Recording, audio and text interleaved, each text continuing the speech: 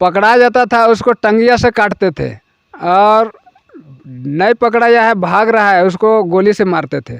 माया नहीं लगता था, माया लगने से तो हम लोग खुदे वो सब कदम नहीं उठाते और नहीं करते थे। मान लेते हैं आप 6-7 को मर्डर किए, कोई ऐसा मर्डर किए जिसमें आपको अफसोस है या लग रहा है कि नहीं गलत आदमी का मर्डर कर दिए, नहीं करना था? पुलिस से बहुत बार मुठभेड़ हुआ था। तो कैसा रहा मुठभेड़, कैसा रहा? मुठभेड़ में होता है कि दोनों तरफ से गोली बारूद चलता है, जीत हासिल हो जाता था, पुलिस मर जाता था तो हम लोग खांसी खाते थे। अच्छा, पुलिस मर जाता था तो खस्सी खाते थे? हाँ जी। तो ऐसा आखिर पुलिस से का दुश्मनी था दादा कि पुलिस को मार के खस्सी खाते थे? से आप 6-7 साल रहे नक्सली दादा और इतना मर्डर उर्डर भी किए, केस आपके ऊपर कितना दर्ज हुआ टोटल? केस तो मेरा ऊपर 65 गो लगभग लग चुका था। 65 गो केस? जी।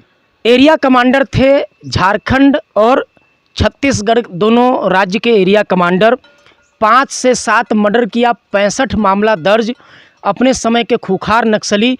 लेकिन आज जो ज़िंदगी गुजर रही है देख लीजिए, पीछे जो इनका खपरेल घर है यही घर में आज जो है ज़िंदगी इनकी गुजर रही है। नस्ली को हम अपील यही करना चाहते हैं कि इसमें समर्पण कर सकते हैं, हम तो यही निर्देश देंगे और अच्छा से जो भी केस लगाएगा सरकार उससे हल करके मैंने अपना बीवी बच्चा के साथ आराम से रहने के लिए बोलेंगे। झारखंड का जिक्र आते ही एक नाम जो मन में आ जाता है वो है नक्सली। झारखंड नक्सल प्रभावित राज्य माना जाता है और यहाँ एमसीसी हो या फिर भाकपा माओवादी हो, जेजेएमपी हो या इस तरीके के अनेकों नक्सली संगठन हैं, वो कहीं न कहीं क्षेत्र में आज भी सक्रिय हैं। और झारखंड के क्षेत्र के जो खूंखार नक्सली रहे हैं, उन्हीं खूंखार नक्सली में से एक नक्सली आज हमारे साथ में हैं, जिनका नाम है पंचम नगेसिया। पंचम नगेसिया लोहरदगा जिला के एक सुंदर नक्सल प्रभावित गांव के रहने वाले हैं।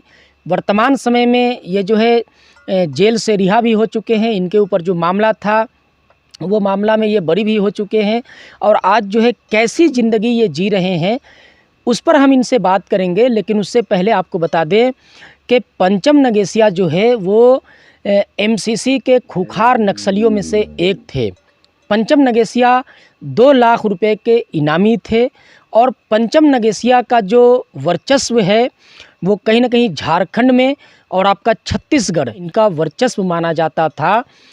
अनेकों ये नक्सली रहते हुए जो है इन्होंने मर्डर किया, घटना को अंजाम दिया और उसके बाद जो है क्या कुछ हुआ, कैसे ये पुलिस के गिरफ्त में आए, उन सभी मामलों पर हमारे साथ आज बात करने के लिए आपके अपने चैनल शाहिद हिंदुस्तान में मौजूद हैं पूर्व नक्सली खूंखार पंचम नगेसिया। अभी हम पंचम नगेसिया जी के साथ में हैं और इनसे हम जानेंगे कि इनका नक्सली बनने का कारण क्या रहा, नक्सली बनकर के इनकी ज़िंदगी कैसी रही और अब जो है अब इनकी ज़िंदगी कैसी चल रही है।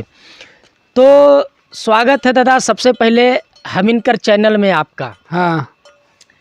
क्या नाम हो गया आपका? हाँ, मेरा नाम है पंचम नगेसिया। पंचम नगेसिया। हाँ जी। कौन संगठन में थे आप? हम MCCI में थे। MCCI में? हाँ जी। अच्छा, एक चीज़ बताइए, MCCI में कब जुड़े थे आप? हम जुड़े थे 96-97 में। 1996-97 में? जी। जब ये क्षेत्र जो है बिहार का क्षेत्र हुआ करता था, बिहार राज्य? जी जी, बिहार था। अच्छा, तो सबसे पहला सवाल है दादा कि आप नक्सली काहे बने?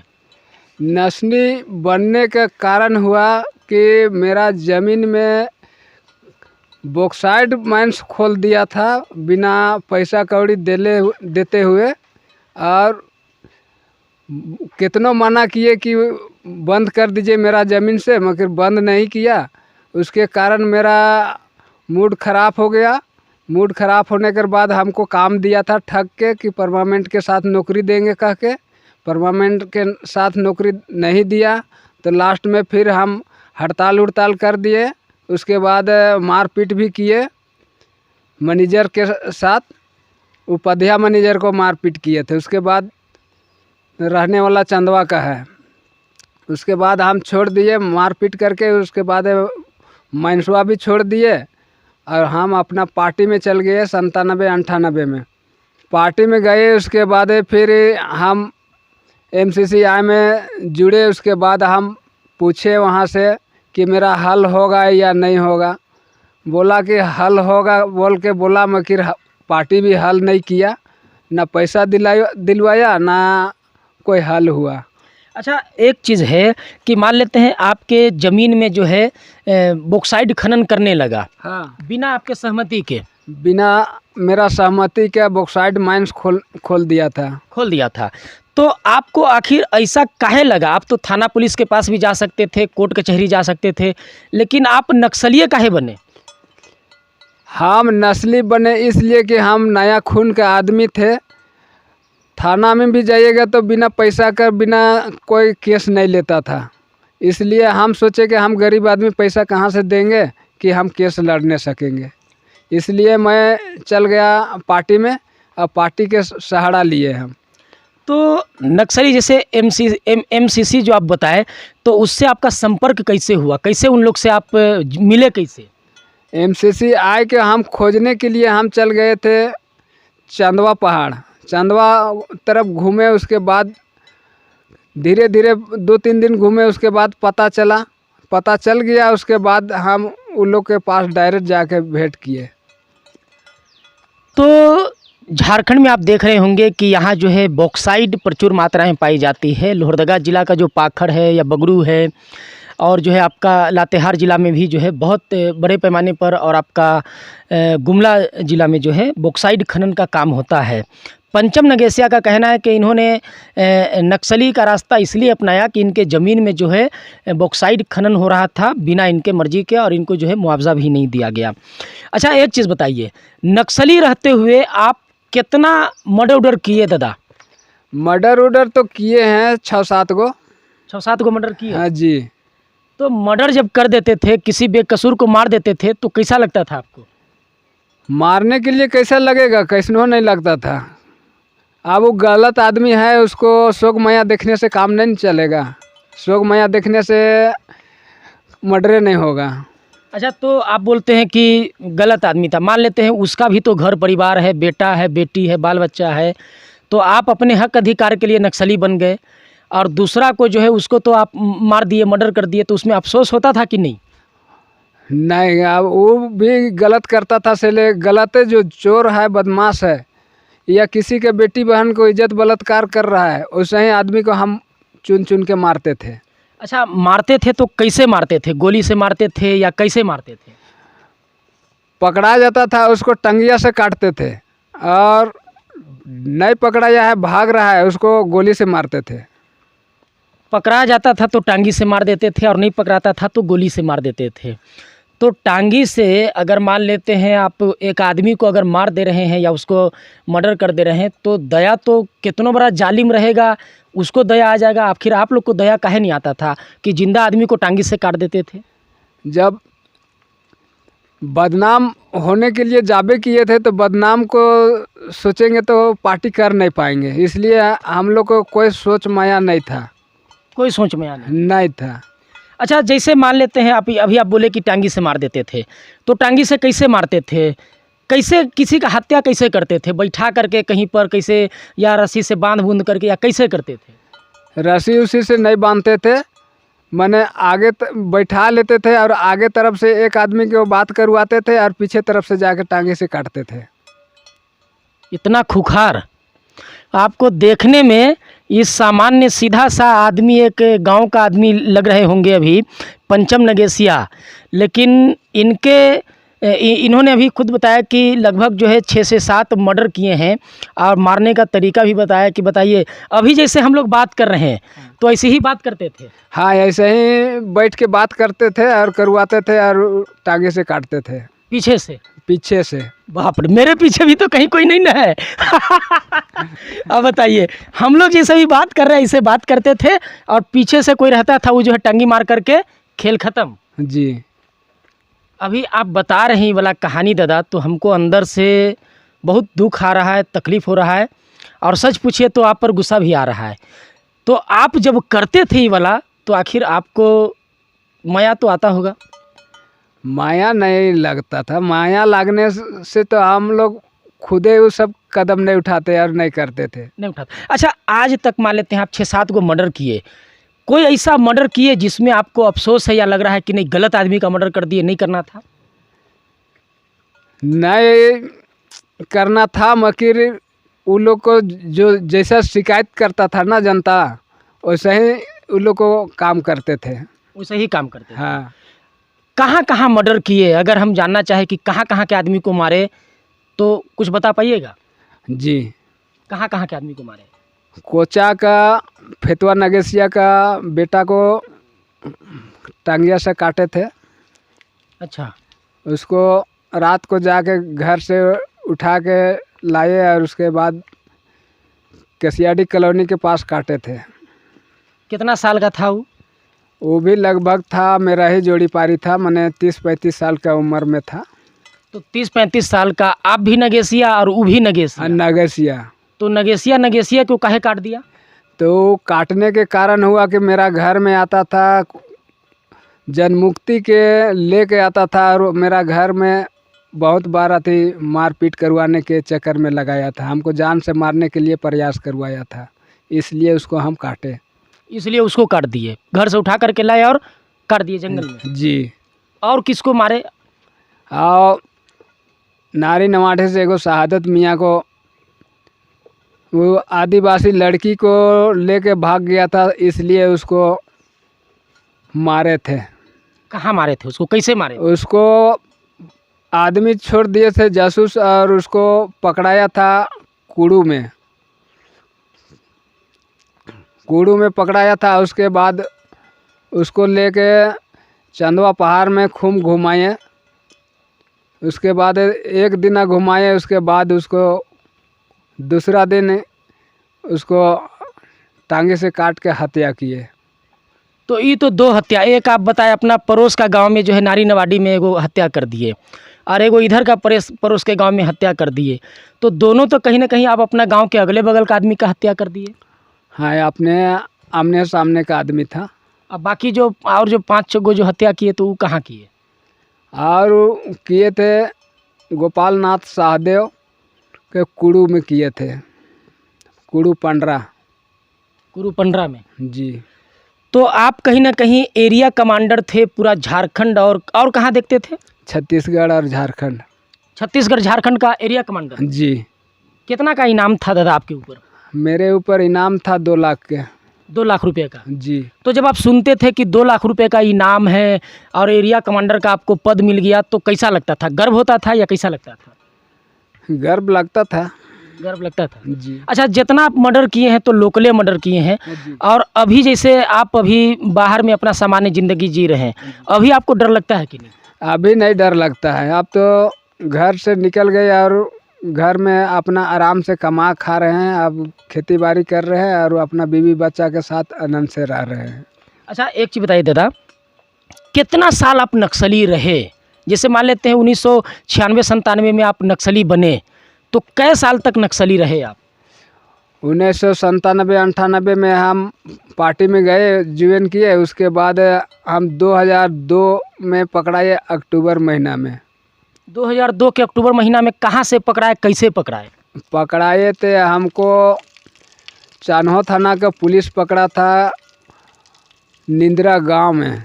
निंद्रा गांव में? जी। क्या कर रहे थे वहाँ? वहाँ घर परिवार के साथ रहते थे। तो लोहरदगा छोड़ दिए थे और दूसरा जगह रह रहे थे? हाँ, लोहरदगा छोड़ दिए थे हम और परिवार के साथ रहते थे। बाल परिवार सब, छोटा छोटा मेरा बच्चा लोग था, सबको लेके हम निंद्रा गांव में रहते थे। अच्छा, तो वहाँ जैसे नक्सली घटना को अंजाम देते थे या फिर सामान्य रूप से ज़िंदगी जीते थे? कैसे रहते थे वहाँ? वहाँ अपना परिवार के लिए तो खैर दुकान से राशन पानी मंगाते थे, नकदी पैसा दे के, और अच्छा से बाल परिवार रहता था वहाँ। हम पार्टी में घूमते थे और वही छुट्टी में आए थे, 1 महीना के छुट्टी में, और हम गिरफ्तार हुए थे निंद्रा गांव में। अच्छा, मतलब जैसे नक्सली संगठन में आप थे तो वहाँ भी छुट्टी उट्टी चलता है का, कि जैसे मान लेते आपको घर जाना है तो छुट्टी लेके जाना है? हाँ जी, छुट्टी मिलता है, छुट्टी लेके जाना पड़ता है, हथियार उथियार सब जमा करके आना पड़ता है। अच्छा, कौन कौन हथियार आप अपने पास में रखते थे, कौन कौन हथियार मिलता था? हमारे पास था पुलिस राइफल था, उसके बाद पुलिस राइफल छोड़ के मैंने एसएलआर पकड़ते थे। पुलिस राइफल, उसका बाद एसएलआर करके पूरा एकदम जो लंबा वाला बंदूक रहता है, ढाँ ढाँ ढाँ ढाँ करने वाला। तो एसएलआर जी, एसएलआर एसएलआर जी। तो ये वाला हथियार आखिर नक्सली संगठन के पास कहाँ से आता है? से टाइम में तो हमसे ऊपर कमेटी के आदमी मंगाता था, चाहे पटना से मंगाता था चाहे कहीं से मंगाता था, मगर कुछ बाहर से आता था। तो आप लोग जैसे खरीद करके हथियार मंगवाते थे या पुलिस उलिस से लूट लेते थे, या गांव में जो लाइसेंसी जिसके पास रहता था उससे लूट लेते थे, क्या करते थे? हम लोग पुलिस से भी लूटते थे अंजाम दे के, और कुछ राइफल हम लोग खरीदते थे। अच्छा, आप जितना दिन भी जैसे बोल रहे हैं कि 2002 में आप गिरफ्तार हुए और 1996-97 में आप नक्सली बने, इस बीच में पुलिस से कभी आपका आमना सामना हुआ, मुठभेड़ हुआ, दोनों तरफ से गोलीबारी चला? पुलिस से बहुत बार मुठभेड़ हुआ था। तो कैसा रहा मुठभेड़, कैसा रहा? मुठभेड़ में होता है कि दोनों तरफ से गोली बारूद चलता है, जिधर का लगता है गोली लग गया तो मर गया। तो जब पुलिस से मुठभेड़ होता था और आप लोग बच जाते थे, निकल जाते थे, तब कैसा लगता था? हम लोग को हासिल जीत हो जाता था। जीत हासिल हो जाता था? हाँ। तो जीत जब हासिल हो जाता था तब क्या करते थे? जीत हासिल हो जाता था, पुलिस मर जाता था तो हम लोग खस्सी खाते थे। अच्छा, पुलिस मर जाता था तो खस्सी खाते थे? हाँ जी। बहुत खूंखार है, मामूली नहीं सोचिएगा। अच्छा, अभी आपको देख करके पंचमदा लग रहे होंगे कि गांव का कोई सामान्य सा आदिवासी है और बूढ़ा बुजुर्ग है, लेकिन देख लीजिए मर्डर भी अंधाधुंध किए हैं। आप पुलिस अगर मर जाता था तो खुशी में खस्सी भी खाते थे। तो ऐसा आखिर पुलिस से क्या दुश्मनी था दादा कि पुलिस को मार के खस्सी खाते थे? पुलिस से हम लोग को कोई दुश्मनी नहीं था, मगर पुलिस हम लोग को पहले वो लोग परेशानी करने लगता था ने, इसलिए हम लोग पुलिस को गुस्सा के मारते थे। और नहीं तो हम लोग को पुलिस को मारने का आदेश नहीं था, पुलिस को से बड़ा रैंक का आदमी को मारने का आदेश था। अच्छा, पुलिसों से बड़ा रैंक का आदमी को मारने का था? जी। आम पब्लिक को, जैसे हम लोग आम पब्लिक हैं तो हम लोग को? आम पब्लिक को मारने के लिए कोई आदेश नहीं है। कोई आदेश नहीं। हाँ, और जो चोरी बदमाशी करता है, रेप लोग करता है, डकैती लोग करता है, बस वही लोग को मारने का हम लोग का आदेश था। तो जैसे आप 6-7 साल रहे नक्सली दादा और इतना मर्डर उडर भी किए, केस आपके ऊपर कितना दर्ज हुआ टोटल? केस तो मेरा ऊपर बहुत दर्ज था। कितना संख्या में बताइए? लगभग हमारा केस 65 गो लगभग लग चुका था।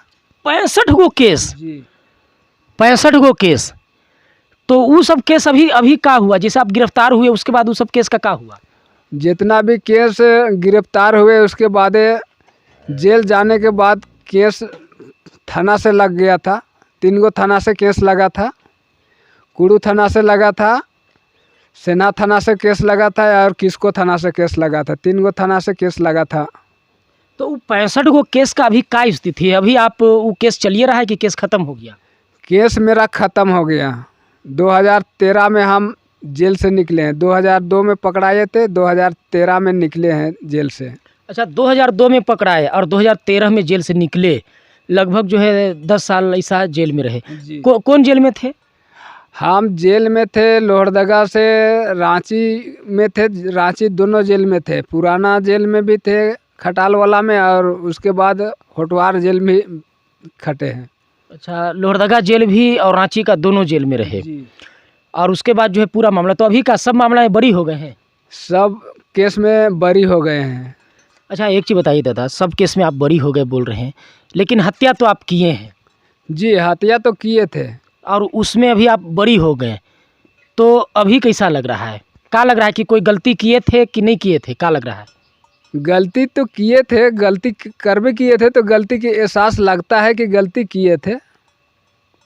तो अभी जैसे उस टाइम आपका ज़िंदगी था और अभी अभी आप क्या कर रहे हैं? अभी आपका घर परिवार कैसे चल रहा है? आपका ज़िंदगी कैसे गुजर रहा है? अभी हम खाली अपना पिताजी के जितना भी ज़मीन जगह है बस वही खेती बाड़ी करते हैं और जीवन भीतर इत्मीनान से कर रहे हैं। अच्छा, तो मैं आपको बता दूं कि ये जो पंचम नगेसिया हैं ये एमसीसी में एरिया कमांडर थे। किसके साथ में थे दादा? आपका जो सबसे बड़ा नक्सली था कौन था?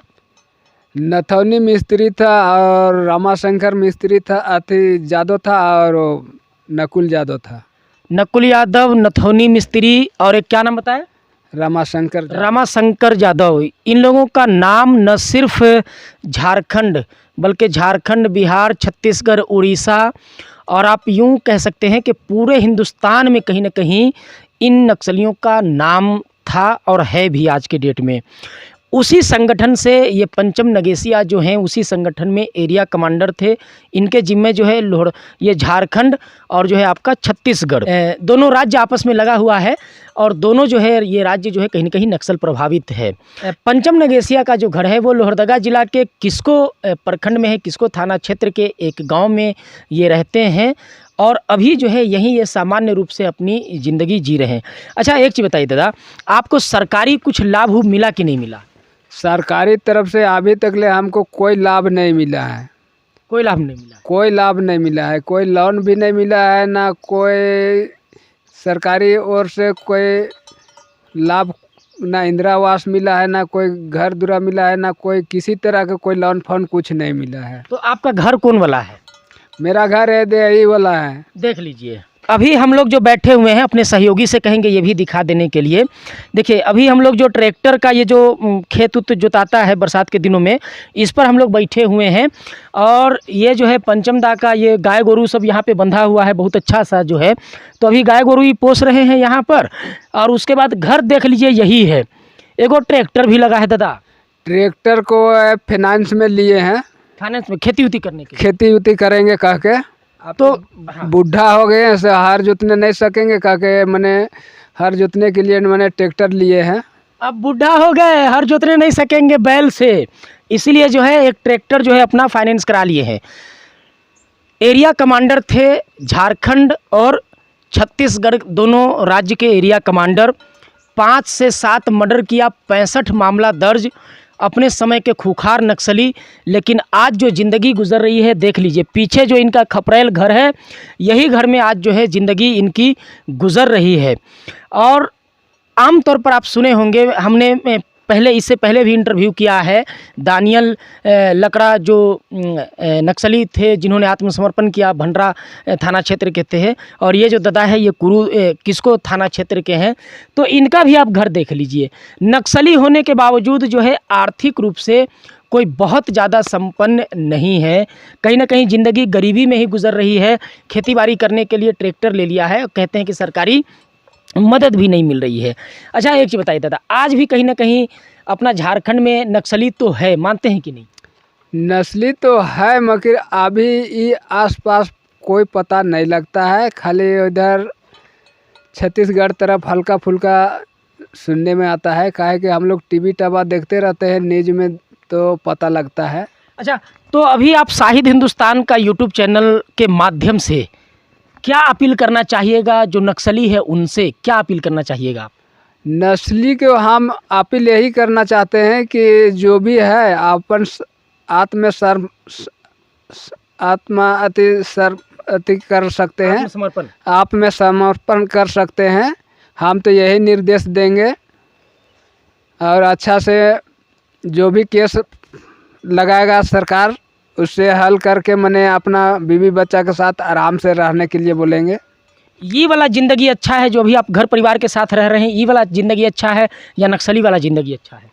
अभी बाल परिवार के साथ रह रहे हैं वो अच्छा है। नस्ली बनने से कोई अथी नहीं है, चिड़िया के जैसा लुक छिप के रहने से कोई मज़ा नहीं है।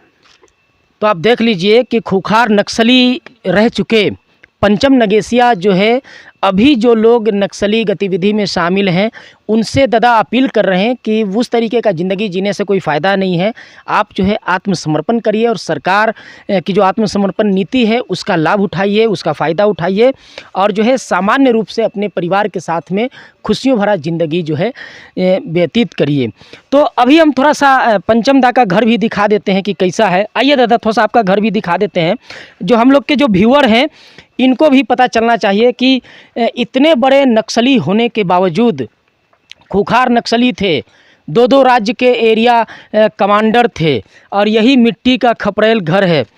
कब का ये घर है दादा? पुश्तैनी है कि? ये घर है मेरा लगभग बहुत दिन का घर है। मेरा पिताजी ये घर को बना दिया था, पुराना घर को। देख लीजिए ये वाला घर जो है पिताजी बनाए थे। पिताजी बनाए थे और ये वाला घर जो बनाए हैं से उसको, और ई वाला घर जो है ये आप अपने से बनाए हैं? हाँ, ये वाला घर को हम अपने से बनाए हैं।